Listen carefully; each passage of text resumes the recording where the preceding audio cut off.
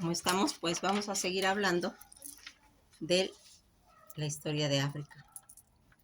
Esta África tan enigmática que tiene ese poder de su grandeza cuando existían todos sus reinos y que va a ir haciendo que se vaya haciendo toda una población de todo un continente y que va a ser tan rica en grandeza de civilizaciones como en grandeza de riqueza del mismo continente, en las que van a llegar toda la gente que venía de Europa y va a empezar a llevarse a su gente en esa cruel y bestial eh, pues diáspora en la que se llevaron a toda la gente como material, como objetos,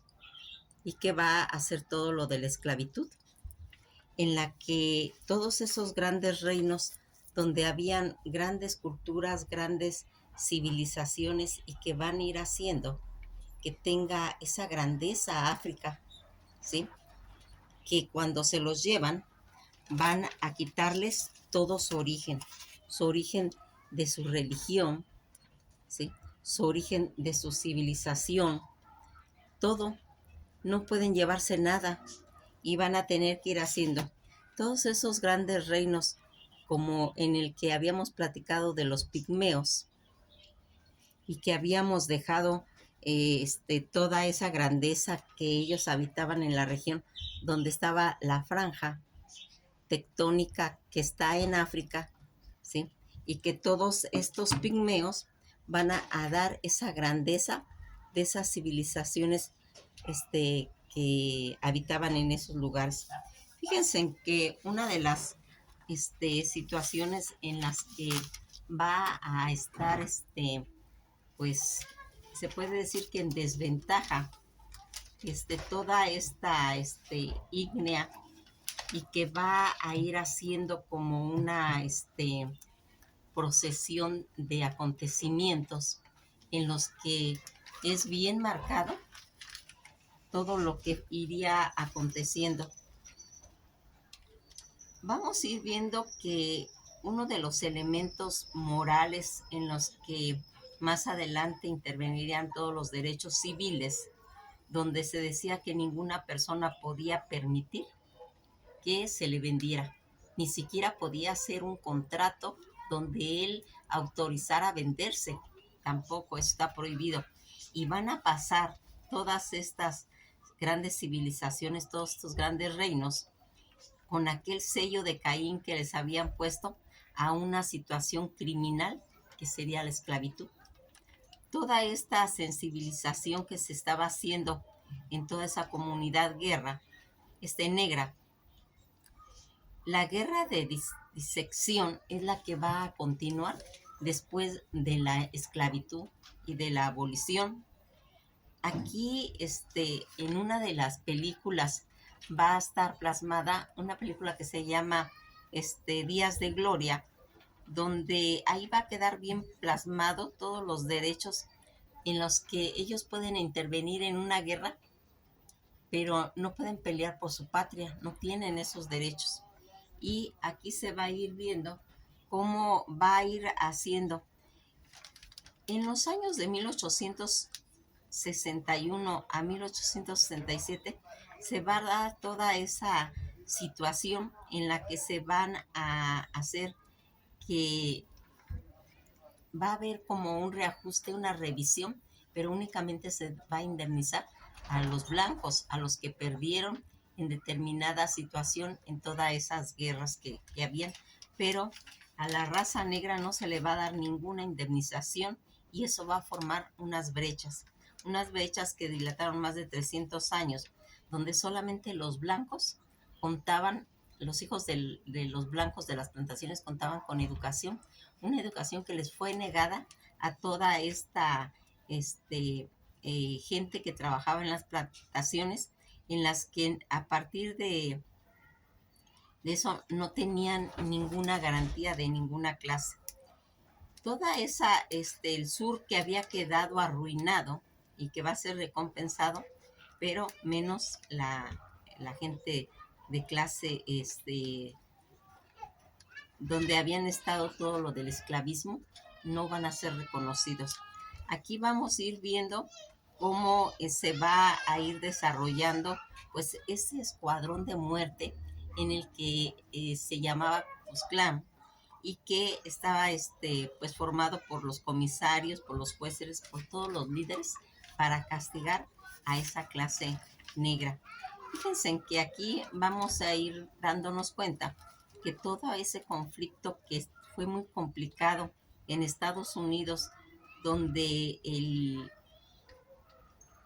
la gente que era esclava siempre se iba a acompañar pues de toda esa música que pudieron ellos recordar y que les haría compañía, y que aquí, por ejemplo, el blues, que sería un ritmo, una música que vino de Mali, donde ellos van a ir formando poco a poco sus instrumentos y que va a estar muy relacionada con todo lo de la segregación.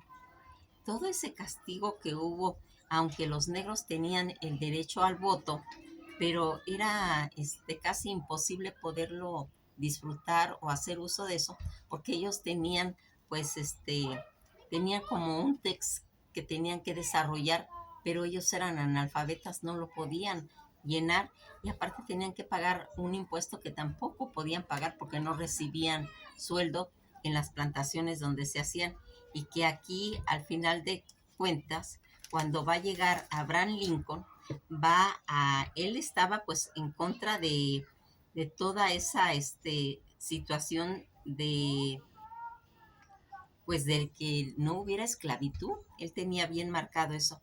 Abraham Lincoln, que fue uno de los políticos abogados estadounidenses que va a ejercer como 16º presidente de los Estados Unidos de América, que iba a ser desde el 4 de marzo de 1861 hasta su asesinato en 1865. ¿Sí? Todo este condado de LaRue, en Kentucky, Estados Unidos, él va a nacer un 12 de febrero de 1809, y los datos de su asesinato, que fueron el 15 de abril de 1865, por Peterson Hobson, Washington, D.C., en Estados Unidos. Vamos a ir viendo cómo va a formar parte Abraham Lincoln de todo este movimiento de lo de la esclavitud y de todos esos conceptos en los que pues era muy importante que se pudiera hacer. Eh, Abraham Lincoln va a estar unido a los Estados Unidos durante toda la guerra de secesión, ese conflicto que estuvo relacionado también con el esclavismo. El conflicto más sangriento y quizás también de mayor crisis moral, constitucional y un tanto, pues, se puede decir política, que han sufrido pues toda la nación estadounidense, y que va a tener como objetivo, al mismo tiempo, pues preservó toda esa unión de abolió la esclavitud, fortaleció el gobierno federal y modernizó pues toda la economía. Pues Abraham Lincoln emitió una proclamación de emancipación el día 1 de enero de 1863, cuando la nación se acerca casi a su tercer año de guerra civil. Pues aquí nosotros vamos a comentar que él, habiendo nacido en Hot Herville, Kentucky, Lincoln creció pues entre los Estados Unidos, los estados de Kentucky e Indiana, en el que entonces en el lejano oeste fue un hombre muy de una gran parte, pues se puede decir que autodidáctica, en la que llegó a ser abogado en Illinois, líder del partido Whig, que resultó elegido por toda esa Cámara Representante de Illinois, en la cual permaneció por 8 años, elegido por la Cámara Representante de los Estados Unidos, y que en 1846 Lincoln va a promover una rápida modernización tanto en cuestiones económicas a través de los sectores bancarios, los impuestos y los ferrocarriles debido a sus principios que se harían. Fíjense que él está muy ligado a toda esta situación porque en 1860 Lincoln se aseguró su candidatura a presidente de los Estados Unidos de América por el Partido Republicano, aunque apenas tuvo apoyo de los estados sureños, defensores de la esclavitud. Arrasó todo el norte y fue nombrado presidente en 1860. Antes incluso de llegar a la Casa Blanca, su victoria y la falta de acuerdo con el tema esencial que era la esclavitud provocó que 7 estados del sur se incendiaran para crear en Estados Confederados de América. Aquí es donde vamos a ir viendo esa relación que tiene Abraham Lincoln con relación a lo de la esclavitud. Vamos a ir mencionando pues toda esa proclamación de emancipación que se ocurrió en 1863. El presidente usó al ejército de la Unión para proteger a los esclavos unidos y forzó a estados fronterizos a prohibir el sistema de esclavitud y sacó adelante todo el Congreso en lo que hoy se celebra la 13ª enmienda de la Constitución de Estados Unidos que prohibió de forma definitiva la esclavitud. Lincoln, que fue un político excepcionalmente astuto y que se involucró profundamente en todas las cuestiones de poder y que pues vamos a ir viendo a través de la historia cómo va a ir haciendo este recorrido a través de la historia y que tiene conexión con África en la época de la esclavitud, pero cuando llega a Estados Unidos. Es algo esencial porque fíjense, aquí vamos a ir viendo que toda esta situación en la que se involucró Lincoln, pues él convivía con un país donde se decía que todos eran iguales y sin embargo pues estaban manejando situaciones tanto políticas en todas las partes del país. Casi una tercera parte del país de Estados Unidos estaba constituido por esclavos. Entonces no había esa congruencia. También estaba el problema económico en toda esa industrialización que al final de cuentas pues va a ser una alternativa y lo que era más cruel pues eran los conceptos religiosos que manejaban toda esta situación. Los que decían que eran hombres y dueños de su propia libertad, su propia fe, su propia verdad y que no podían permitir que alguien llegara y les quitara pues esa libertad de la que ellos tenían derecho. Toda esta herencia africana que se va a ir haciendo a través de la música que ya les había comentado, del blues que vino de el reino Mali a Estados Unidos, pues aquí va a haber toda esa guerra de Corea que tenían que morir en Estados Unidos, que mandaban a todos los esclavos a pelear, pero no tenían derecho de pelear por su país y que va a tener ahí la repercusión en cuestiones de que van a empezar a suscitarse problemas pues muy grandes a nivel de la población que ya no quería permitir que se que se siguiera viendo como una cosa normal lo de la esclavitud.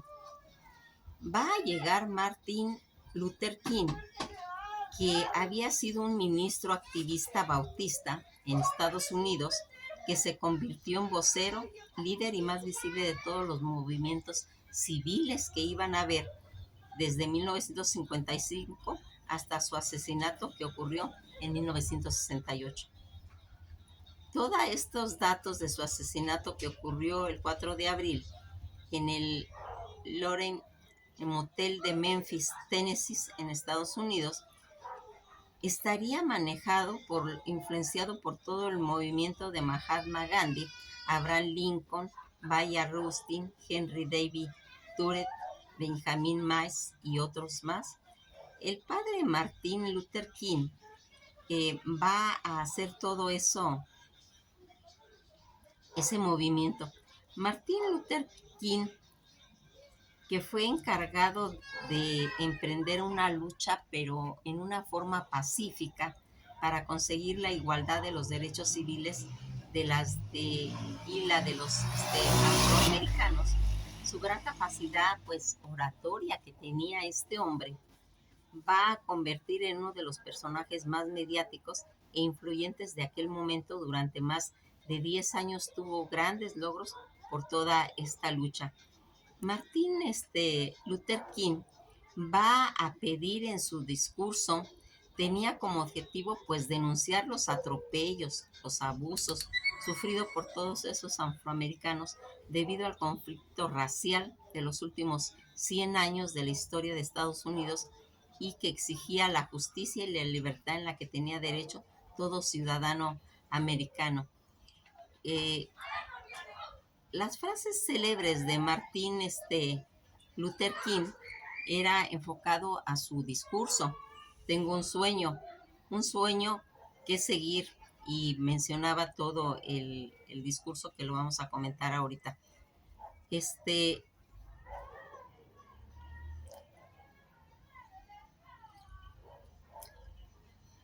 En 1954 comenzó la batalla contra Apartheid desde Montgomery, Alabama, que está al sureste de Estados Unidos. Siendo un teólogo consagrado al ser pastor de la Iglesia Bautista, en 1954 promovió esa sublevación contra la segregación, sobre todo en autobús, colegios y universidades, porque una mujer de color se negó a darle el lugar a un blanco, y de ahí se puede decir que se dispara todo ese motivo de lucha.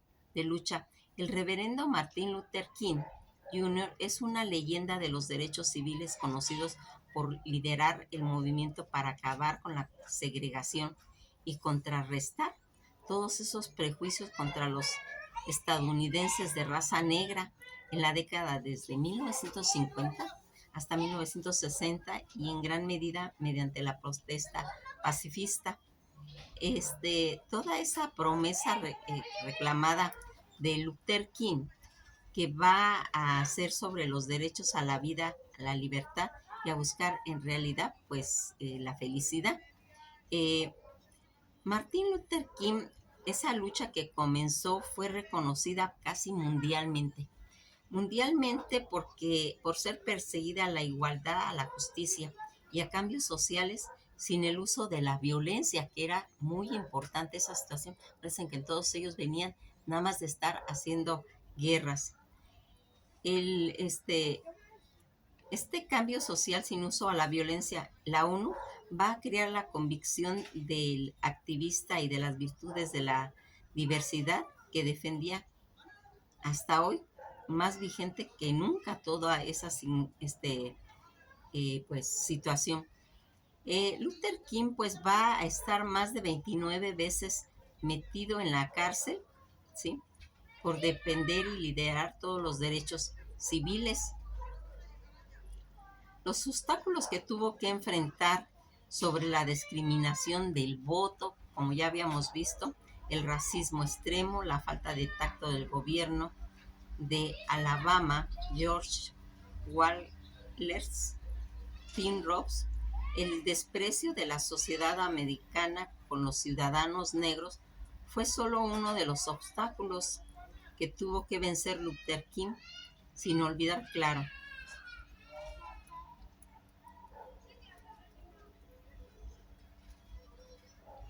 fíjense en que aquí vamos viendo cuando lo van a matar a él, donde le dispararon, que ocurriría por parte de algunos de nuestros hermanos blancos insanos. Martin Luther King es abatido a tiros en la cabeza por un francotirador mientras que saluda a sus seguidores desde el balcón del motel Lorraine, acompañado por sus colaboradores, en los que se encontraba el reverendo Jess Hudson. Todo el material de información que va a dejar escritos Martin Luther King Pues yo tengo un sueño, Bellot, Vietnam, Martin Luther King, la celebración, la autobiografía, entre otros. El mundo, pues, ¿cómo sería después sin Martin Luther King? Si él no hubiera existido, si él no hubiera luchado por todos estos valores que había, pues imagínense, quizás a los afroamericanos que vivían en Estados Unidos se hubieran demorado mucho más en levantarse y hacer, pues, en cierta forma, escuchar por la igualdad de sus derechos. Muchas personas de diferentes países no se hubieran inspirado tanto como para hacer toda esa lucha por sus derechos. El conflicto histórico que le tocó vivir a Martin Luther King en 1955 va a comenzar a liderar todo ese racismo y la violencia que se ejercía contra los negros en el sur de Estados Unidos. Todas esas manifestaciones que se dieron, decía, estoy orgulloso de reunirme con ustedes hoy en la que quedará como la mayor manifestación por la libertad en la historia de nuestra nación.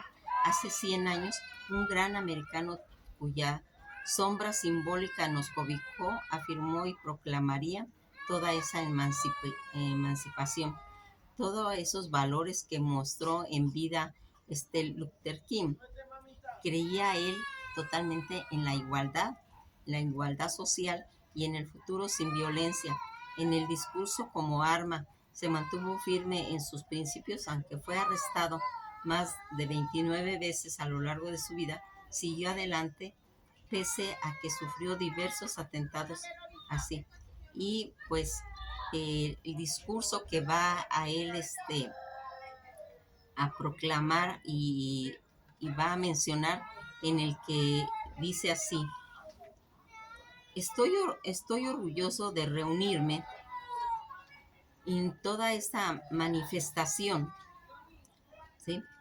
Eh, Hoy, en el que quedará como la mayor manifestación por la libertad en la historia de nuestra nación. Hace 100 años, un gran americano cuya sombra simbólica nos cobijó afirmó la proclama y emancipación.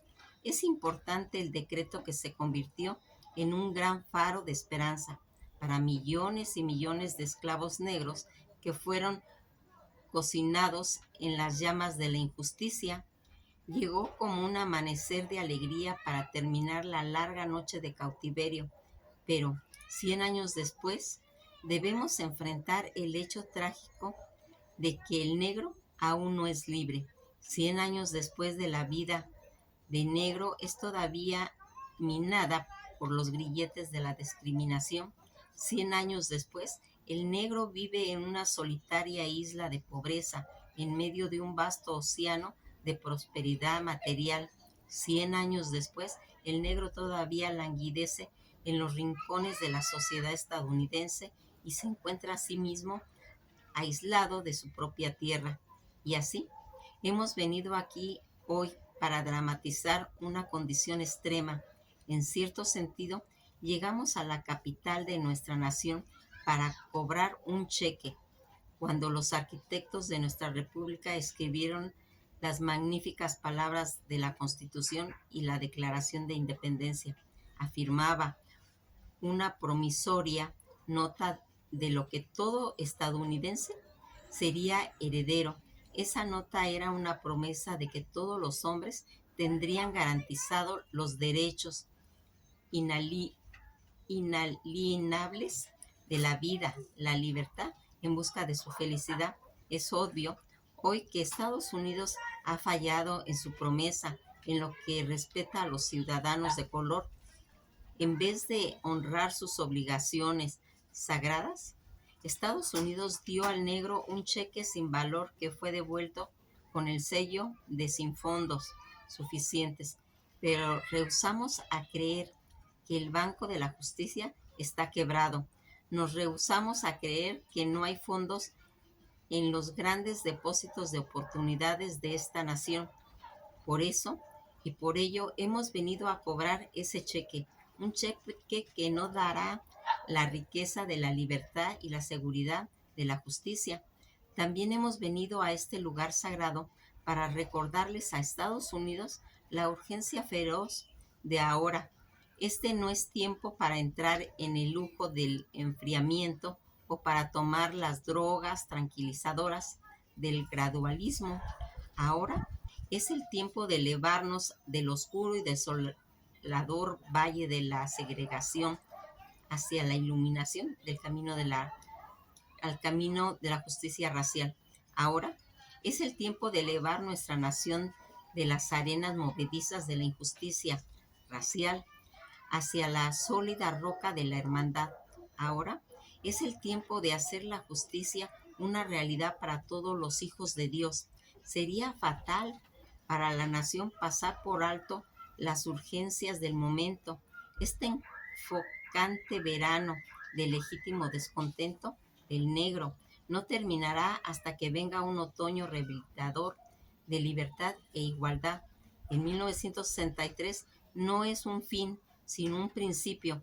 Aquellos que piensan que el negro solo necesita evacuar contento tendrá un rudo despertar si la nación regresa a su rutina. No habrá ni descanso ni tranquilidad en los Estados Unidos hasta que el negro tenga garantizados sus derechos de ciudadano. Los remolinos de la revuelta continuarán sacudiendo todos los cimientos de nuestra nación hasta que emerja el esplendoroso día de la justicia. Pero hoy, algo que debo decir a mi gente que aguarda en el cálido umbral que lleva al Palacio de la Justicia, es ese proceso que gana nuestro justo lugar. No deberemos ser culpables de hechos erróneos. Saciamos nuestra sed de libertad, tomamos en la copa de la amargura y el odio. Siempre debemos conducir nuestra lucha en el elevado plano de la dignidad y la disciplina. Es todo un discurso que va a dar Martin Luther King. Y pues por último dice: deje resonar la libertad desde cada colina y cada montaña de Mississippi, desde cada ladera dejen de resonar la libertad. Y cuando esto ocurra, cuando dejemos de resonar la libertad, cuando la dejemos resonar desde cada pueblo, desde cada caserío, desde cada estadio y desde cada ciudad, seremos capaces de apresurar la llegada de ese día en que todos los hijos de Dios, hombres negros, hombres blancos, judíos, cristianos, protestantes, católicos, serán capaces de unir sus manos y cantar las palabras de un viejo espíritu negro. Por fin somos libres, por fin somos libres, gracias a Dios Todopoderoso, por fin somos libres. Eso habla el discurso Tengo un sueño, comentado por Martin Luther King. Pues nos vamos a quedar aquí, en la que pues vimos toda ese movimiento que llevó a lo que había empezado por la esclavitud, y que al llegar a Estados Unidos van a empezar a hacer toda una revisión sobre los derechos de estos pueblos, de estos grandes reinos que perdieron tanto, porque ellos en el mismo discurso comenta: nosotros no llegamos en la Niña, en la Pinta y en la Santa María, no llegamos en las carabelas, nosotros llegamos con grilletes, llegamos secuestrados, llegamos por la fuerza a toda América y a toda Europa.